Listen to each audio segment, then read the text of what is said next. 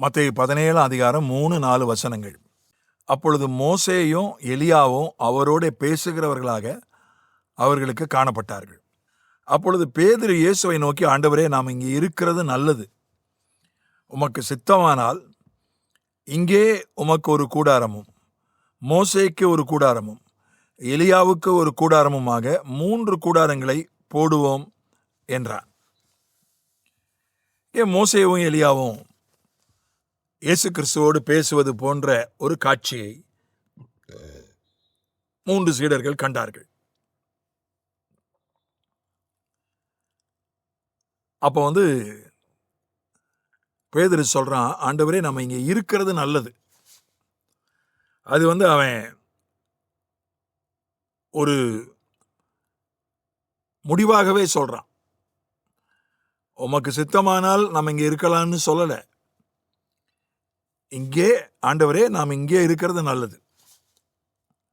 உமக்கு ஒரு கூடாரம், மோசேக்கு ஒரு கூடாரம், எலியாவுக்கு ஒரு கூடாரமா 3 கூடாரங்களை போடுவோம். அது உமக்கு சித்தமானால், அது உமக்கு சித்தமானால்னு அதுல ஒரு புள்ளி வைக்கிறான். ஆண்டவர், நாம் இங்கே இருக்கிறது நல்லதுன்றது உமக்கு சித்தமானால்னா சொல்லல, முடிவே பண்ணிட்டான். இங்கே இதை பார்த்துக்கிட்டே இருக்கலாம். இந்த மறுரூபத்தை, இயேசு கிறிஸ்தனுடைய உடை வெளிச்சத்தை போல ஜொலிக்கிறத, முகம் சூரியனை போல பிரகாசிக்கிறத பார்த்துட்டே இருக்கலாம். எலியாவை மோசேய கூடவே இருக்கலாம்.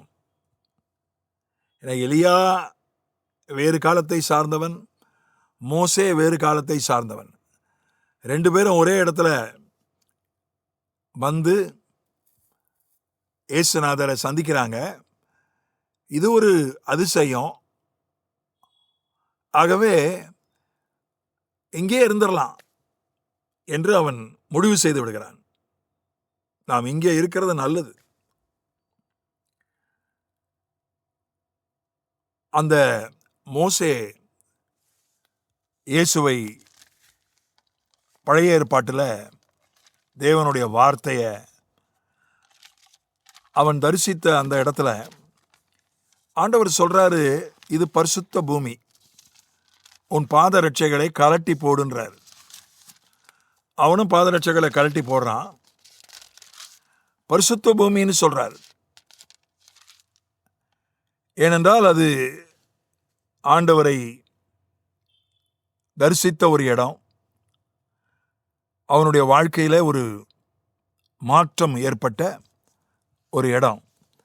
யாத்திராகமம் 3:4, அப்பொழுது அவர் இங்கே கிட்டி சேராயாக, உன் கால்களில் இருக்கிற பாதரட்சியை கலட்டி போடு, நீ நிற்கிற இடம் பரிசுத்த பூமி, நீ நிற்கிற இடம் பரிசுத்த பூமி. அதுக்கப்புறம் ஆண்டவர் என்ன சொல்றாரு? இது 5ஆம் வசனம், யாத்திராகமம் 3. அதுக்கப்புறம் ஆண்டவர் என்ன சொல்றாரு? 10ஆம் வசனத்துல, நீ இஸ்ரவேல் புத்திரராகிய என் ஜனத்தை எகிப்திலிருந்து அழைத்து வரும்படி உன்னை பார்வோனிடத்துக்கு அனுப்புவேன், வா என்றார். ஆண்டவர் தான் 5ஆம் வசனத்துல சொல்றாரு, நீ நிற்கிற இடம் பரிசுத்த பூமின்னு. அதே ஆண்டவர் தான் 10ஆம் வசனத்துல சொல்றாரு, நான் உன்னை பார்வோனிடத்திற்கு அனுப்புவேன், உன்னை எகிப்துக்கு அனுப்புவேன். பரிசுத்த பூமியிலே இருக்கலாமே. அவர் தான் பரிசுத்த பூமின்னு சொல்றாரு. ஆண்டவருடைய தரிசனத்தை கண்ட இடம். அந்த இடத்துல இருந்தா எவ்வளவு நல்லா இருக்கும், எவ்வளவு சந்தோஷமா இருக்கும், எவ்வளவு ஆசீர்வாதமா இருக்கும். பரிசுத்த பூமியிலேயே இருக்கிறத விட்டுட்டு, இல்ல நீ பரிசுத்த பூமியில இருக்க வேண்டாம், எகிப்துக்கு போ, பார்வோனிடத்திற்கு போ. பார்வோனை சுற்றி மந்திரவாதிகள் தான் இருந்தார்கள். மந்திரவாதிகள் இருக்கக்கூடிய இடத்துக்கு போ, பரிசுத்த பூமியில நீ இருக்க வேண்டாம், மந்திரவாதிகள் இருக்கிற இடத்துக்கு போ என்று ஆண்டவர் அவனை அனுப்பினார். இப்ப நிறைய பேரு ஒரு அனுபவம், இங்கே மறுரூபம் மலை, பரிசுத்த பூமி, இந்த மாதிரி அனுபவம் பெற்ற இடங்கள்ல இருந்துவிட ஆசைப்படுகிறார்கள். அங்கே போவது நல்லது, வருவது நல்லது, ஒரு அனுபவத்தை பெறுவது நல்லது. ஆனால் அங்கேயே இருப்பது நல்லது அல்ல. அவர் அங்கேருந்து கீழே இறக்கி கொண்டு வர்றார். மருவ மலையிலேயே அவங்கள விட்டுறல, கீழே இறக்கி கொண்டாந்துட்டார். மோசே எகிப்துக்கு அனுப்பிட்டார். சிலர் பார்த்தீங்கன்னா சபையிலே இருப்பாங்க, 7 நாளும் சபையில் நிகழ்ச்சி இருக்கும். சில சபையில் ஒரு நாள் கூட சுவிசேஷ ஊழியம் இருக்காது. 7 நாளும் சபையிலேயே ஏதாவது பைபிள் ஸ்டடி, சபையிலேயே உபவாச ஜெபம். சபைக்கு புதியவர்களை அழைத்து வர வாய்ப்பு உண்டு, சபையிலே புதியவர்கள் ரட்சிக்கப்பட வாய்ப்பு உண்டு, அதை நான் மறுக்கவில்லை. ஆனால் அனுப்பப்படுகிற அனுபவம், எகிப்துக்கு அனுப்பப்படுகிற அனுபவம், மறுரூப மலையை விட்டு கீழே இறங்கி வர்ற அனுபவம் நமக்கு இருக்கணும். 7 நாளும் சபையிலேயே இருக்கிறது, 7 நாளும் ஜெப வீட்டிலேயே போய் இருக்கிறது நல்லா தான் இருக்கும், சந்தோஷமாக தான் இருக்கும், ஆசீர்வாதமாக தான் இருக்கும். ஆனால் அது கர்த்தருடைய சித்தம் இல்லை. அங்கேயே கூடாரம் விட்டு தங்குவது கர்த்தருடைய சித்தம் இல்லை.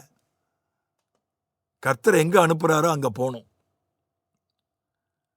அங்கே போய் கர்த்தர் நமக்கு வைத்திருக்கிற வேலையை நாம் செய்ய வேண்டும்.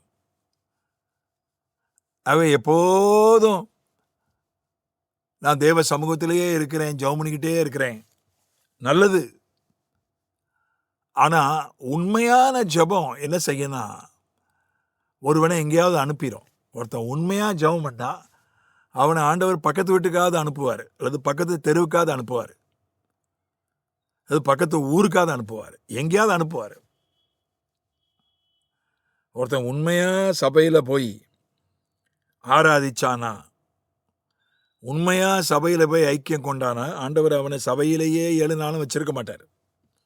ஒரு நாளாவது அவனை எங்கேயாவது அனுப்புவார். நீ போய் இந்த மனிதனுக்கு போய் என்னை பற்றி சொல்லு. அதுதான் கர்த்தருடைய சித்தம், அதுதான் கர்த்தருடைய இருதயம். ஆகவே பரிசுத்த பூமிக்குள்ளேயே முடங்கி விடாமல், மறுரூப மலையிலேயே கூடாரம் விட்டு விடாமல் எகிப்துக்கு போவோம், மலையை விட்டு கீழே இறங்குவோம். ஆமென்.